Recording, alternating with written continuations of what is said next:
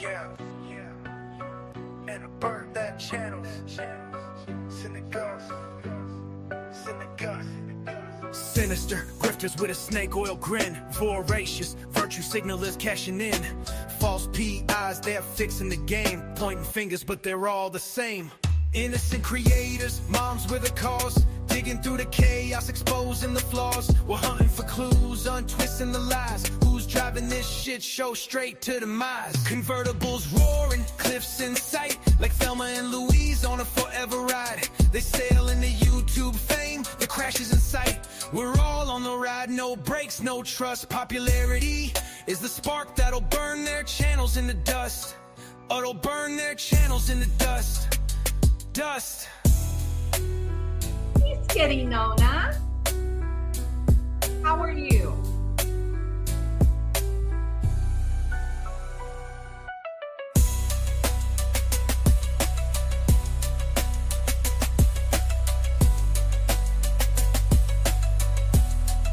Spark that'll burn their channels in the dust.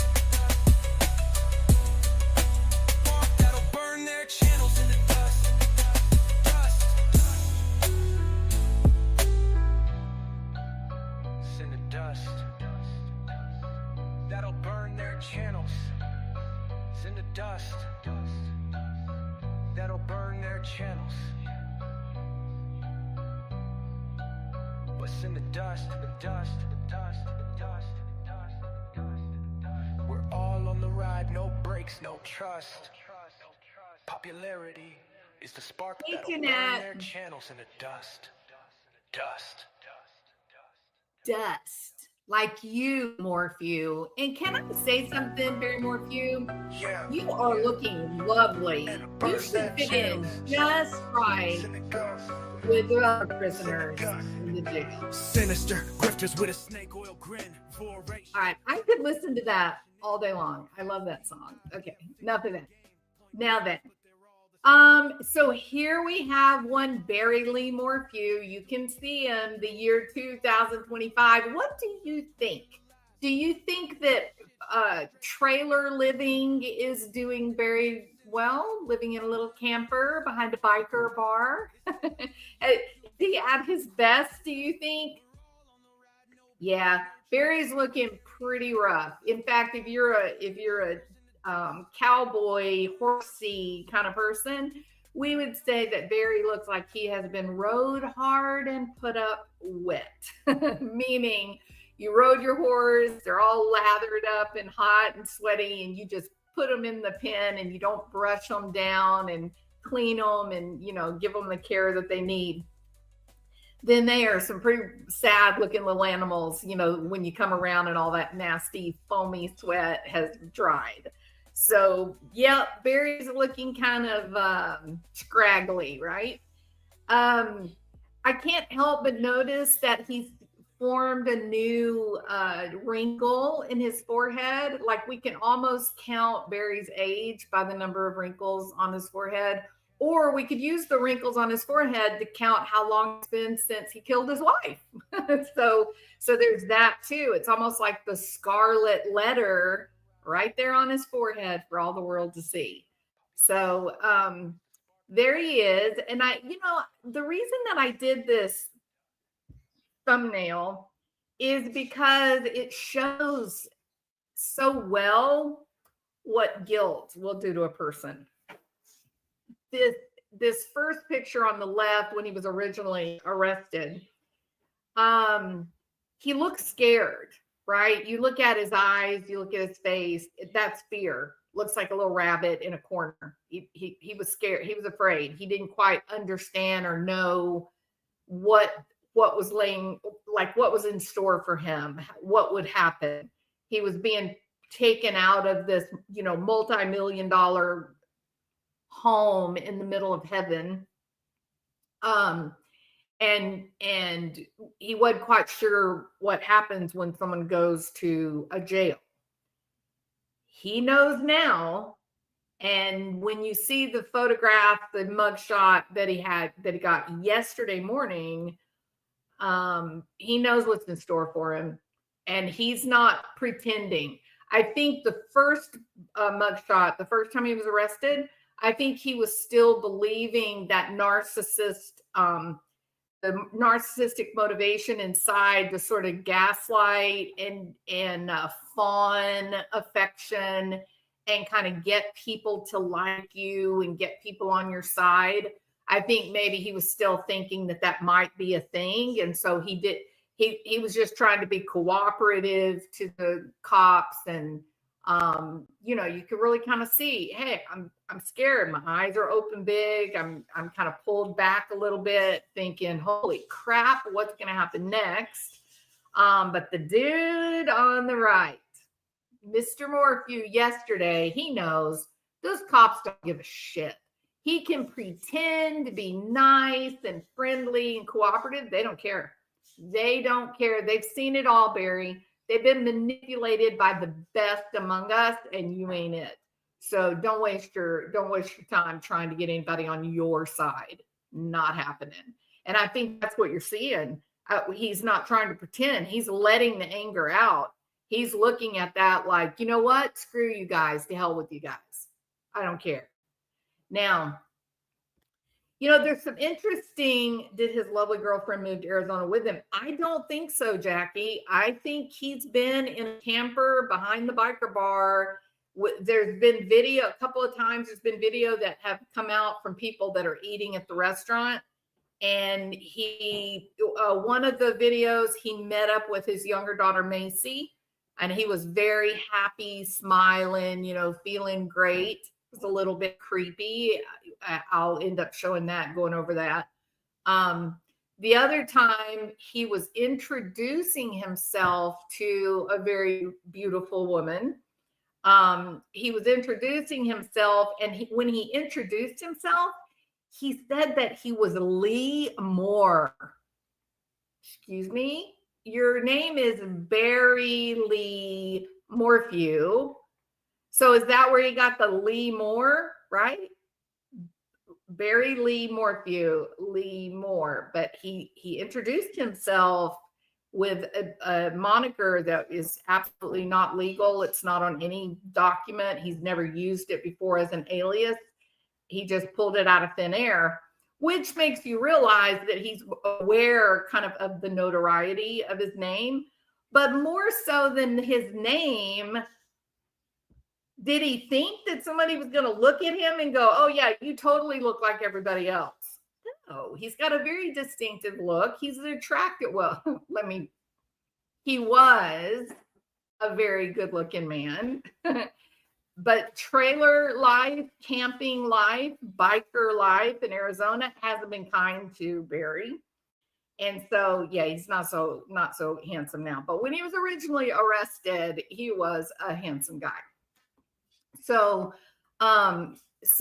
this is a cautionary tale in every, Moonlight View. Guilt eats you up from the inside out.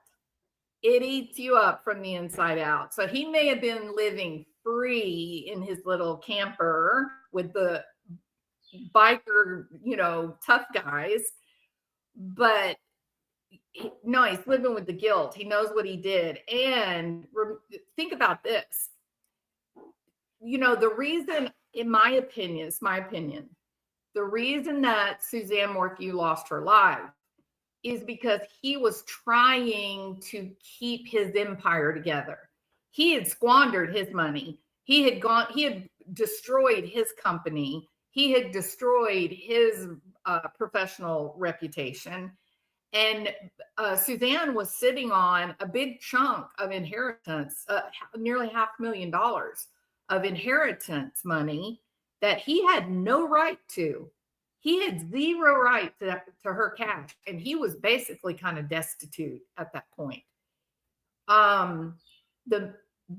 Him being able to get her to use her cash to buy a family home, he instantly then became half owner of her inheritance money. I mean, it was really sinister. Like what he actually did, it was really, you can envision that there was an attorney sitting there telling him, coaching him what to do to get his hands on Suzanne's inheritance. So she buys the house, she puts the name, and they get extra money from her father, her elderly father. They buy the house in Colorado, which immediately gives him legal rights to half of that money. And then he just kind of bides his time, I think. He got the BAM before he left Indiana. It just sat there. And I think that he spent a lot of time that during that time in Colorado, they were rarely together. I think he was spending a lot of time trying to come to terms with whether he could actually do it, whether he could actually go through with it. And I think that as long as Suzanne had been willing to just live this married life where there was really no relationship at all, I think if she had been willing to do that, I think she would be alive today. And I think the fact that she finally was just finished and she was ready to go. And when she sent to him her list of grievances, I mean, some of those things that are on that list are pretty horrifying. I think when he saw that she was willing to voice some of these grievances, I think he realized, okay, she is done. I won't be able to manipulate her, which she is finished. And I think it was at that point he made that critical decision. And he said, there's no way that anybody's going to believe that I did this. We go to church all the time. Everybody likes me. We have the big fancy house. Those big fancy expensive houses, they hide a lot of misery. They hide a lot of broken laws, criminal activity. They do. People want to look at poverty-stricken areas and say, oh yeah, this is where all the criminals live. But in the big, fancy, beautiful mansions, people are like, oh no, those are nice, normal people. Hunter Biden is a nice, normal people? I don't think so. So, but we heard Charlie Adelson say that on the recording when he's talking to Katie Magbanua. He says nobody's going to believe that a oral surgeon, like, look at me and then look at Sigfrido. They're going to think he did it. They would never think that I would do something like, kill someone. Right? We heard it came out of Charlie's mouth himself on the recording. So a lot of people that have made good in the world financially, a lot of them believe they have privilege, and they think I'll be able to convince anyone of anything, including the innocence of murdering my wife, when my wife was in an area that there was no one else at. And here's the thing about their house. You would never know that they were there if you didn't know it was there, right? You can't just drive past that log cabin mansion. You can't just drive past it. Like if you're on the road and you're in the woods, like you're on the side of a mountain, it is considered a community or a subdivision, but the lots are very, very large. There's loads of aspen groves and very, very tall evergreens. The road is really windy, and you don't see the other houses for the most part. You do feel like when you're driving up through that area, once you get up onto the mountain, it just seems like you're in the woods. And then you have to, there's a road that would go around like this, and then their road went off this way. But even if you turn left to go off that road, you're still not seeing the house. You don't see the house until you go through the entryway, and then it kind of dips down. And when you go through the entryway and then down, then you see the garage, the back side of the house. You don't see the front. The front is facing down toward the stream. So for him to tell people, oh, I don't know where she could have gone. Someone must have kidnapped her from the house, or she had a bike wreck or just all this nonsense. And your common sense is going, okay, Barry, nobody knew she was up there, like at all. And there's no through traffic. These are very, there's a few houses up there and they're really expensive properties. And, we're experiencing the same thing in the disappearance of Sebastian Rogers, where you're being asked to believe that a mother and her son go to sleep in a very beautiful, very safe, very nice neighborhood. They just go to sleep, doors locked, everything normal. And she wakes up in the morning and poof, he has just disappeared and the doors are still locked. Nothing to see here. He was abducted. No, please. Can we just use common sense? Like, who would even know who Sebastian was? Who would know to even want to lure him out of the house? What makes you think that he would even have the ability to strike up a friendship online without the cops being able to find evidence of it? So again, using common sense in a lot of these cases, no, you just can't. And so that was kind of the thing with Suzanne's disappearance. What were the other explanations? And I did for a while, I kept saying to myself, okay, one of my favorite movies is Ben Affleck, the Gone Girl. It was a book. It's a great book, but love the movie because she's so sinister and so conniving, right? It's a great movie.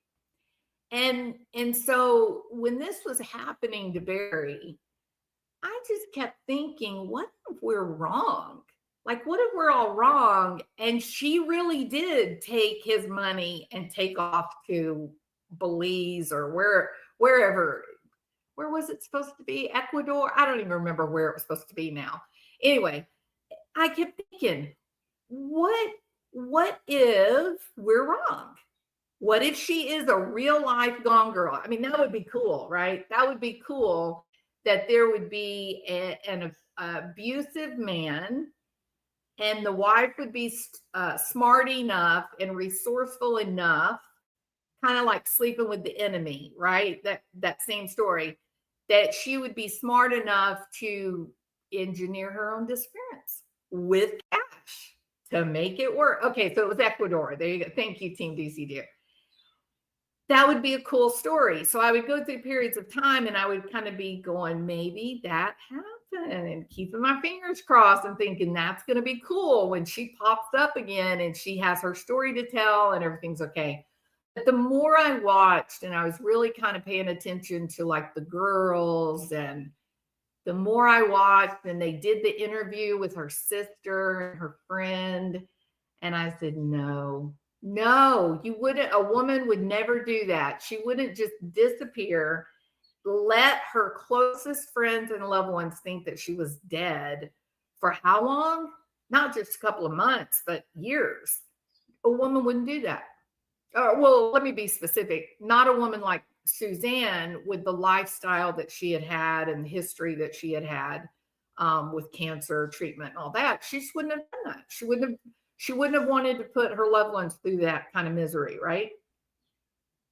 So, Praetorian Guard. Oh, you saw that too, Charles. Wasn't that freaky? Yeah, I saw that. So yeah. So after a certain period of time, you're like, no, look at how badly the girls, her loved ones are suffering. She would not have wanted to let that go on for that long. Maybe she would have done it for a few months, trying to get herself into a safe location, but not years of it, not with teenage girls. I just can't see that. I am behind, so my comment may not match. Nobody believes her story. Oh yeah, I don't think so either. Well, there's a few people that believe. So then I went over to listen to, so yesterday there was a lot of celebrating. People felt very relieved that Ann Rice, that the state of Colorado, that the 11th district, that they had finally brought charges against Barry again, and that he was in custody. So everybody was feeling good about it in the true crime community, and it was like, finally, and this is good. Now, look, Scott Reich is an attorney in Denver. And so you kind of think that he knows some of these people. I think he knows Nielsen. I don't think he ever knew Isis. Please don't correct me. I know that her name is Iris Eaton, but I call her Isis because I'm a smart aleck, okay? So I don't think he knew Isis, but I think he said that he knew Nielsen, who later dropped off the case. I watched her rip Isis a new one in the courtroom. I saw her get angry with Iris and go for her. So I don't believe, it's my opinion, they did not break up their law practice under good terms. She was very unhappy with Iris's theatrics, I think, in the courtroom. It was astounding to watch. So they broke up. Isis was like, we're going to sue them, Barry. We're going to sue Colorado. We're going to sue them all. How dare they? We're going to sue all those YouTubers. We're going to get them. How dare they put you through that hell, right? Then Suzanne said, okay, I've had enough of this mess. You guys are going to find me. And she worked her magic, and somehow or another, they found her. That was the game changer. That was the day the worm turned. Also the day that Isis called Barry and said, hey, Barry, it's been fun, dude, but you're broke and we're not going to ever win a lawsuit now. So bye. And hung up the phone. Finished. And I think she's living somewhere like in Connecticut or something on Barry's money, or Suzanne's money. So he now has an attorney. It seems to have been prearranged, as if Barry knew this day was coming. And apparently he wants to represent Barry, and he's not having to pay any money. So he's not exactly court appointed. He's volunteering to do this. And because of the free advertising, right? That if you represent Barry Morphew, everybody in the country is going to be watching. And if you're really good at what you do, then you want people to see that you're a great attorney, like Jose Baez. Casey Anthony made Jose Baez's career. Like that, he was just a poor, struggling little one-room attorney. And after the Casey Anthony thing, he blew up, and now he's a multi-million-dollar attorney. So this guy, David Peller, he is. I think it was prearranged. I think that he had already reached out to Barry and said, "Hey, if they come for you again, I'll offer my services. You don't have to pay me anything, but I get rights to your story. I get to put my story out there." Right. So he has an attorney. The attorney put out a BS statement yesterday, which was so weak when you compare it to the indictment, the arrest affidavit. When you compare it to the arrest affidavit and how they laid out the evidence, his statement was like a kindergartner talking. It was like the mother saying, "Now, honey, you did this wrong, and that means that you got to have this punishment and this punishment." And then you wait for the brilliant 5-year-old to come back and reason with the mom to explain how she's wrong and everything she said. And so the kindergarten says, "You're a stupid head."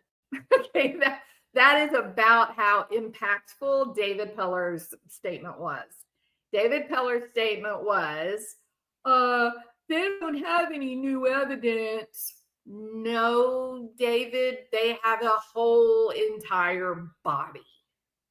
A body, David Peller, that's full of BAM.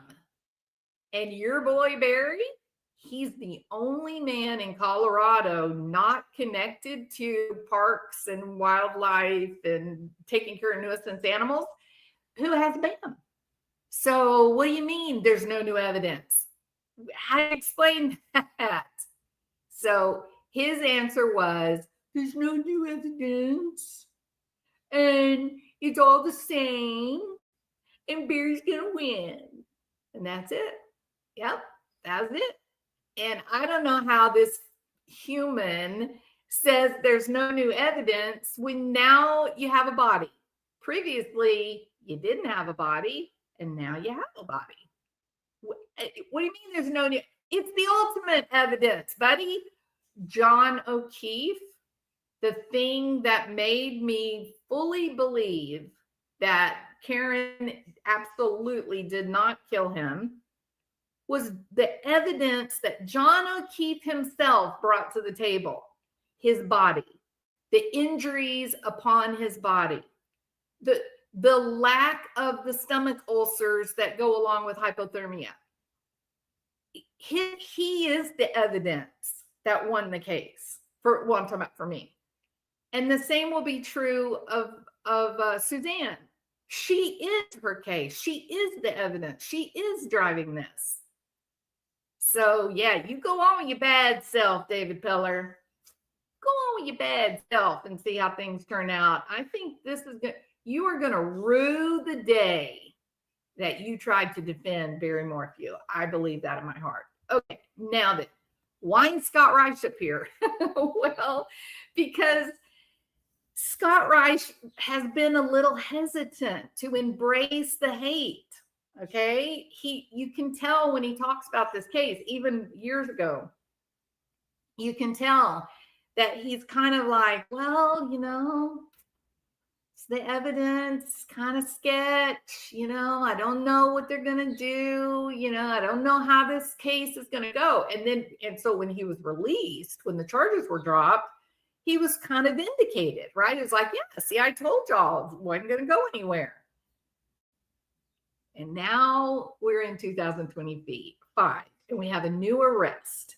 And so let's see what Mr. Reich's opinion is, because I'm getting the feeling he's kind of thinking the same way, that he kind of thinks this may not be a very powerful case. And I watch everything he does. I'm a member on his channel, and but this one, I think me and Scott are completely on two sides of the fence, because I think old Barry is going down. Barry, I just want to remind you, Barry, I named my damn bird after you just so that I could see Barry behind bars where he deserved to be. All right. Okay. So let's see what Mr. Reich has to say. All right. Now, he was charged back in May of 2021, and days before he was to stand trial in April of 2022, all charges were dropped. Now, there was a lot of mess up by the prosecution at that particular time. There were discovery violations. The judges. It was a mess. I guarantee you there'll be motions that say, well, Jeopardy hasn't attached, but there's going to be motions that this should not have been brought. But see, Scott, dude, what's the deal? All right. What do y'all think? Does that sound like he just can't get behind? Okay, Holly says he's bluffing. Thank you, Yvette, for putting Mr. Reich's channel link. Thank you so much for that. I appreciate it. So you think he's bluffing? You think he's playing the attorney card where he has to, he can't just blindly speculate or call a side. Is that what you think? I'm not sure I think that. I think he legit, I don't think he knows. I would be surprised if he would know Barry or anybody like Barry. not like Barry, but I mean, like Barry's inner circle. But maybe he's friends like with like some of these attorneys. Hell, he may be friends with David Peller. And maybe that causes him to be less than enthusiastic about this. Maybe he's friends with David, and so he wants to sort of, as like moral support to our friends, you want to be like, yeah, David, is totally winnable. It'll be great. It'll be great like advertising for you. And this is a huge case in the true crime community. And you can do this. I got your back. And if you win this case, everybody's going to want to hire you, yada, yada. Maybe that's what's happening. I don't know. But I think it's very interesting. The key piece of evidence is going to be that there is new evidence, and that new evidence is going to be the remains of Suzanne Morphew. Absolutely. We'll see. Obviously, Barry Morphew is given the presumption of innocence unless and until he is convicted or pleads guilty in a court of law. And we will give him that presumption of innocence, and we will continue to bring you the... You are a better man than I am, Scott Reich, because I cannot give him that presumption of innocence. But I, too, am not a courtroom, and I am not a jury person. And if anybody ever tried to put me on a jury, I'd be like, no, dude, I cannot be on the jury because that man right there, he killed his wife. Okay, so they would be like, get her out of here. So, no, he's being very measured, and he's a professional defense attorney in Denver, and like I said, he may very well know this dude, and so he's going to be I'll tell you about. I think Scott Reich's channel with this whole thing with Barry Morphew, I think he'll be a really good counterweight, right? Because so many of us are just like peasants and pitchforks. Don't waste the time and money on a trial. Just string him up from the highest tree, right? So I think Scott Reich's channel will be a really great counterweight to that, where maybe he'll be a little bit more down to earth and realistic than those of us that feel quite celebratory that Mr. Morphew will now have to answer for his deeds. The facts. We're not going to come up with some crazy story that she was dragged away by some mountain lion or something to that effect. We will bring you the facts, what we can actually know, what we can prove and talk about, and we'll see where the trial goes this particular time. But once again, right here in our own backyard, the Suzanne Morphew case is back front and center. So there you go, ladies and gentlemen. Barry Morphew indicted for the death of his wife, Suzanne Morphew, for her disappearance back on Mother's Day, May of 2021. Her remains were found in October of 2023. And remember, the first case for first-degree murder where Barry Morphew was charged were dismissed back in April of 2022. His daughters quickly packed up and got the heck out of Dodge, or Salida, as they say. Yep. And obviously, he was arrested. And the word Salida, interestingly enough, the word Salida is Spanish for exit. Isn't that interesting? Now, I'm sure that Mr. Reich himself would never engage in wild speculation, but that actually is my specialty. Okay. So, I kind of put forth the potential possibility, whatever. What if Barry premeditated this all the way back to Indiana, with the inheritance being at the center of his attention? And they went on vacation. Listen to this. They went on vacation. They stayed in this beautiful multi-million-dollar log cabin with a stream running through the front yard. And they purchased that house where they went on vacation. They loved it so much that they bought it. Now, that seems strange to me, right? I mean, I've gone on plenty of vacations where I was like, whoa, this is a beautiful property. And I never said, hey, dude, let me buy your house. I mean, for one thing, it's kind of self-obsessed, right? It's like, oh, I know you love your house too, but I'm just going to offer you so much money, you're not going to be able to say no. It's kind of weird. Anyway, so Suzanne gets this big chunk of cash. Barry is just about destitute, and there's a line of lawsuits longer than, the driveway to the Morphew log cabin. All right. Loads of lawsuits. I don't even remember how many it was. It was 27, 30 lawsuits. It was crazy. So you're thinking, you're Barry, you're destitute, you've ruined your professional reputation, you have no money, you got this one house that you can't pay for. Now you're looking, at trying to get Suzanne's money to help you out. And the law is, no, he can't touch her inheritance, that's hers. And they go on this beautiful vacation, and she falls in love with the log cabin. She falls in love with the outdoors, being able to just sit in your backyard and hear a beautiful stream and watch the deer and the hawks, and, she's in it. Then she's like, wow, we could buy that. And he starts sucking up to her. Yeah, we totally could, Suzanne. We just would need to come up with a little bit of cash. And so the minute she puts her money into buying the community property house, she's now lost the legal protection of her inheritance. So now it's his. Now all he has to do is keep control of Suzanne in order to keep control of the cash. And Suzanne had other ideas. Suzanne was ready to, I think that she was manipulated, gaslighted, enamored of the property and the dream of Colorado.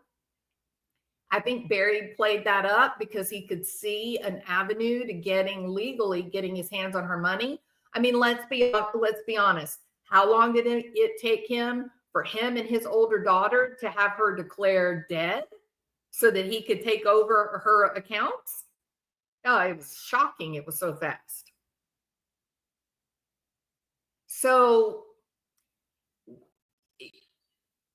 I wonder how much was really premeditated. And this go around now, Barry's just in survival mode. He's just responding. There's no grand plan at this point. And part of me wondered, the place that he was living, it was really just a hop, skip, and a jump into Arizona wilderness. Did he somehow maybe he buried some supplies out there? Maybe he had something hidden out that if he thought they were coming for him, that he could make his getaway. Because in the press conference, she says that someone says, how did Barry react? Like, was he surprised when y'all showed up to arrest him? And she said that was going to end up being evidence in their case. And so my first thought was, holy shit, he ran. Like, he tried to run away. Now, Martin Smallwood, who is a genius, and if anyone has any questions about the case of Barry Morphew, you need to ask Martin. He knows. He said maybe Barry just sort of said, I'm glad it's over. Thank you. Come get me. I'm done. Just let's get this over with. So I don't know. Both of those possibilities sound good for different reasons, and we will have to wait, for the trial. So did this deal with David Bellard, was this part of Barry premeditating again? Is Barry sitting there in this little camper, squirreling away money, put him together some supplies buried out in the desert, and somehow making plans for, okay, well, when I can get across the border, I'm going to try that. But if they come for me before I can get across the border, I need to have attorney set up. And he reached out to an attorney and said, you know, I'll turn over all rights to my story. You can write books, you can do movies, do whatever you want to do. Will you defend me? I don't have any money to give you. The only other possibility is, you know, mob attorneys, because I think organized crime people, they have access to really good attorneys too.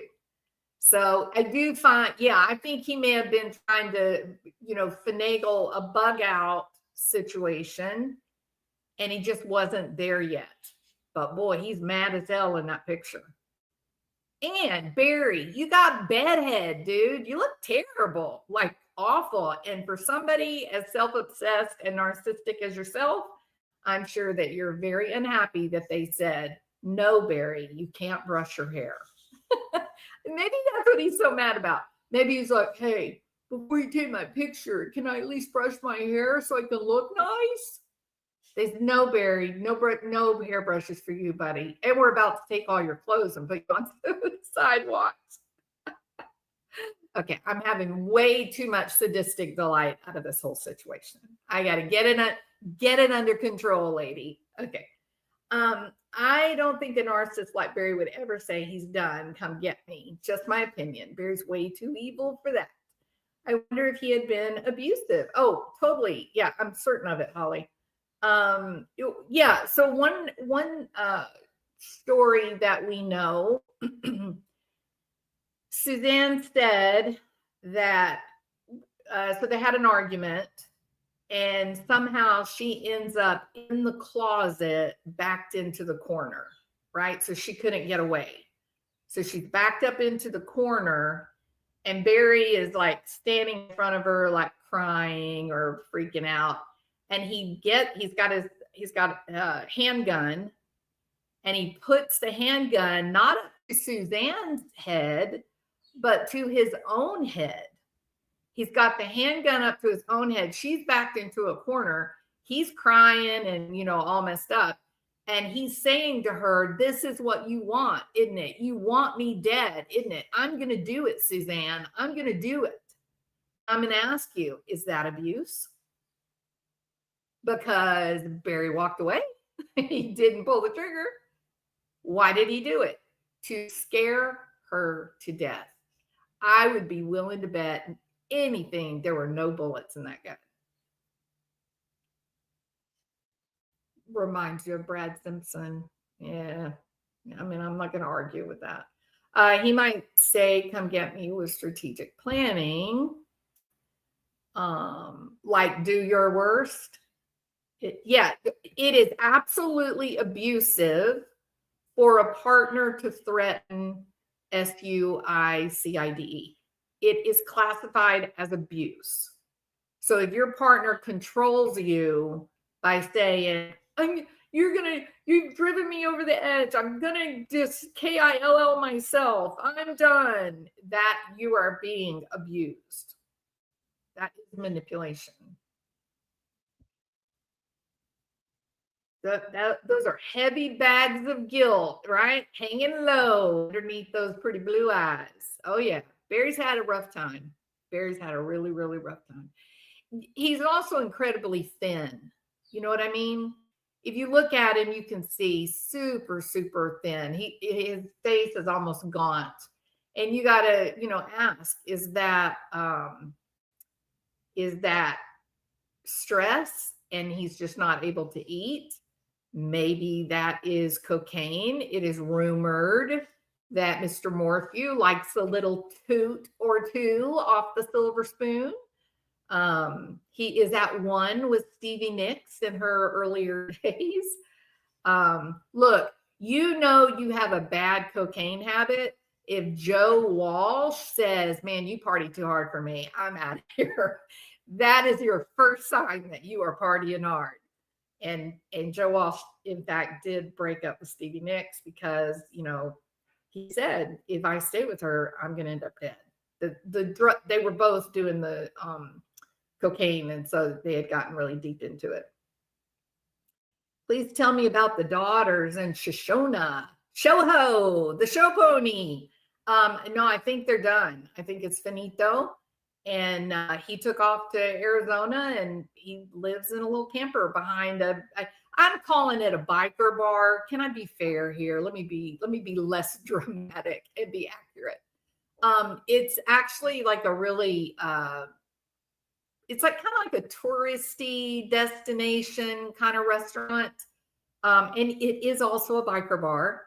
But the food is great, and they've got music, and they've got a big place where you can be outside. They do weekend kind of carnival-esque types of get-togethers, but it is in fact a tiny little campground, not a big nice, American Eagle RVs. It's a little teeny tiny little scrub grass, kind of campground right directly behind the restaurant or bar. And then not too far from that, I mean, it's pretty desolate area. So yeah, I think guilt, failure, isolation, you see it's all over his face. It's killing him. You look at the man on the left compared to the man on the right, what do you see?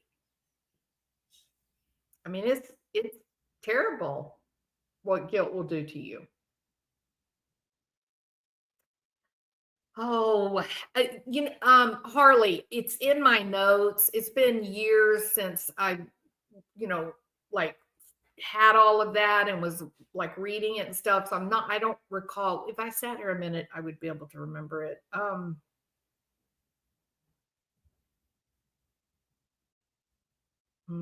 Let me find it. I'll pull up that file. I've got a file that's got like years and years of Barry Morphew, Suzanne Morphew stuff. Let me pull it up. I'll find it. I'm already starting to go through some of that stuff, try to figure out what videos that I want to do. And I'll have it for you by this weekend. Okay. I just can't, I can see it in my head and I can't remember. Shoot, I hate when I do that too. Hold on a minute. I can find it.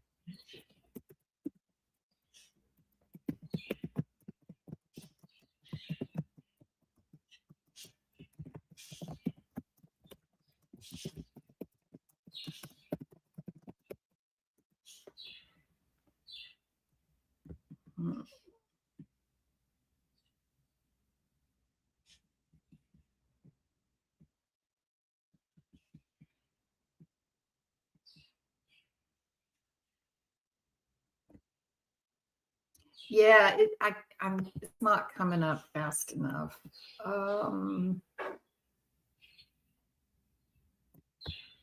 Is this it? It's by the interstate.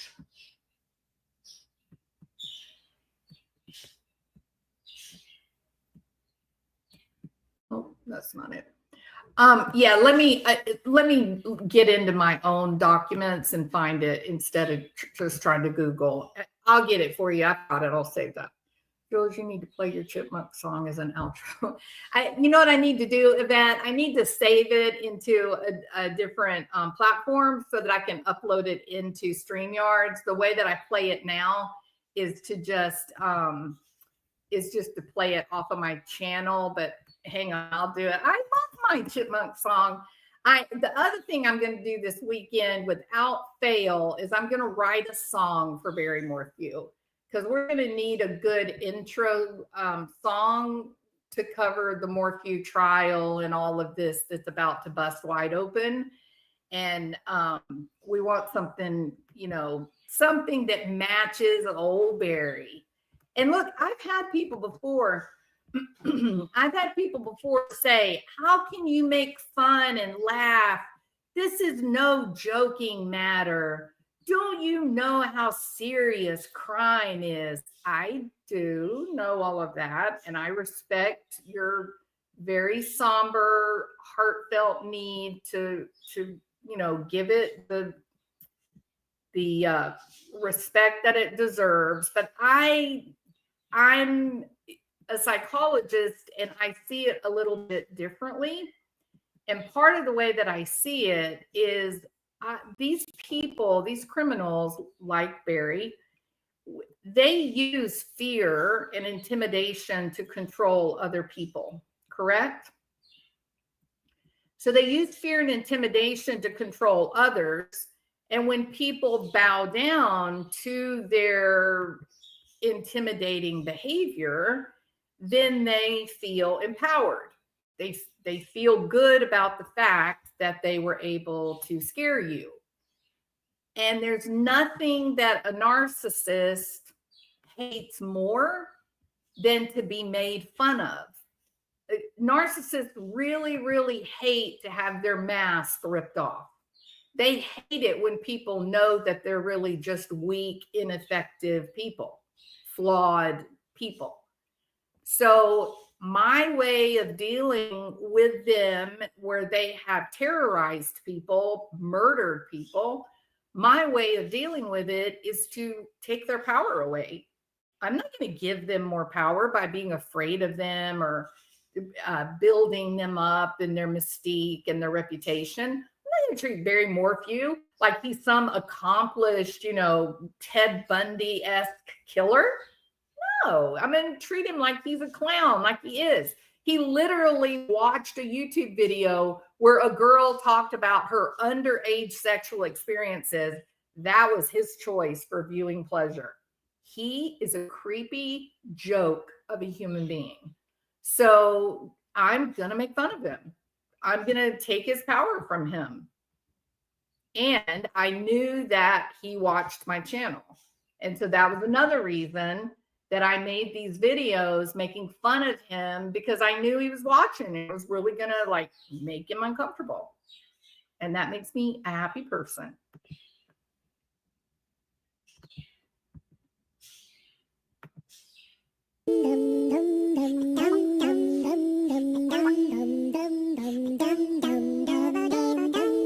Where is the moment we needed the most? You kick up the leaves and the magic is lost. They tell me your blue skies fade to gray. They tell me your passion's gone away. And I don't need no carrying on. 'Cause you had a bad day.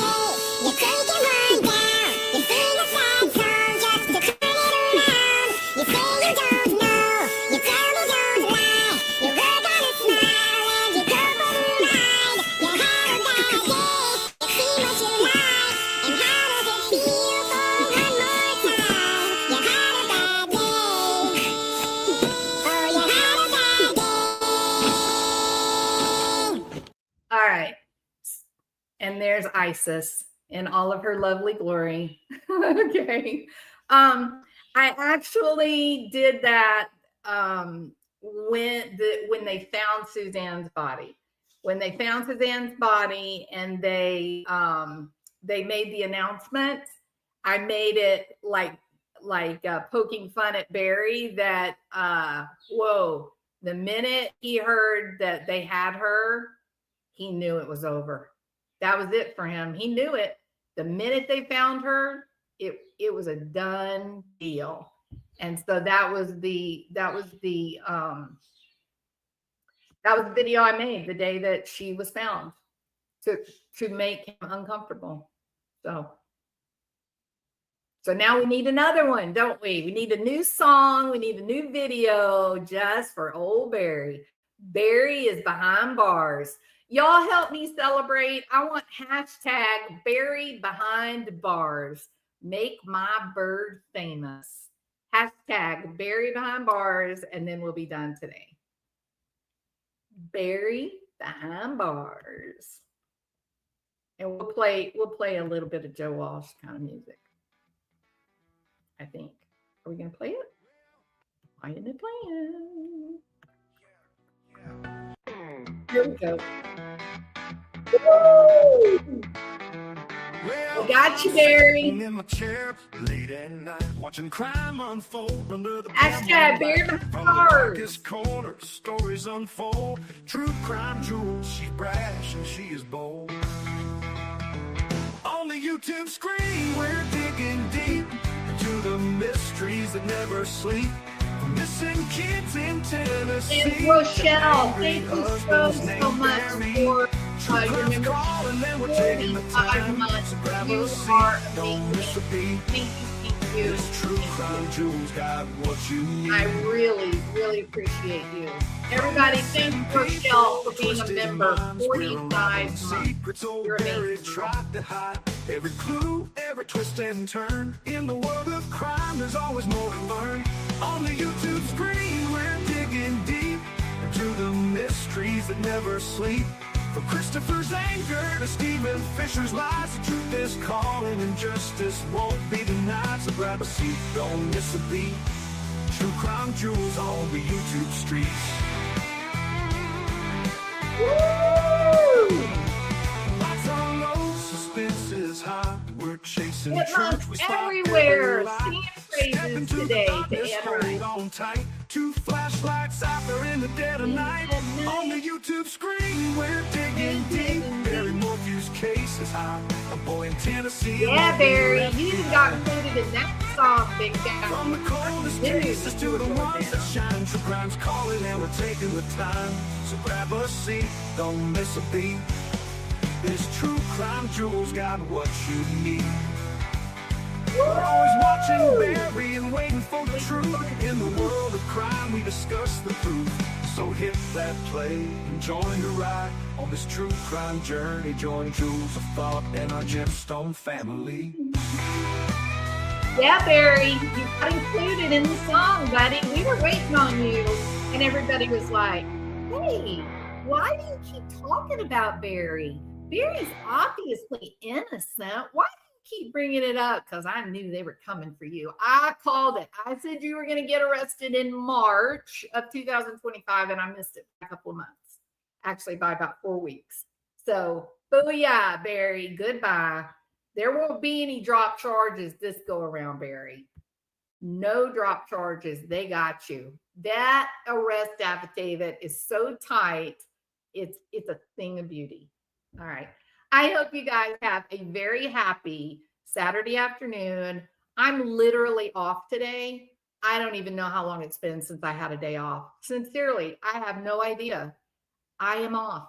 And I'm like, we're going to have steaks and baked potato. And we're going to sit out on the dock. And we're going to fish. We're going to have a great day. All right. Y'all, you, Barry, you won't be sitting on a dock fishing. You won't be eating steak and baked potato, Barry. That's right. You're sitting in a concrete cell with no clothes on, with the whole world smiling. All right. Y'all have a good evening. Look, I'm sick of talking smack. It's fun, but enough, right? No, thank you, Arctic Cat. And how is Alaska? Let me tell you something, Arctic Cat. I lived in Kenai. I loved it. I loved Alaska. So I'm jealous that you get to live in Alaska. Yeah. All right, everybody. Y'all have a really fun Saturday. I'll be back tonight. I can't help myself. I'm just so damn happy that that man is arrested. Suzanne is going to see justice. That's all I can think about. Oh, you got beautiful weather. Wonderful, wonderful, wonderful. All right, everybody. Y'all have a really great day. Hashtag buried behind bars, baby.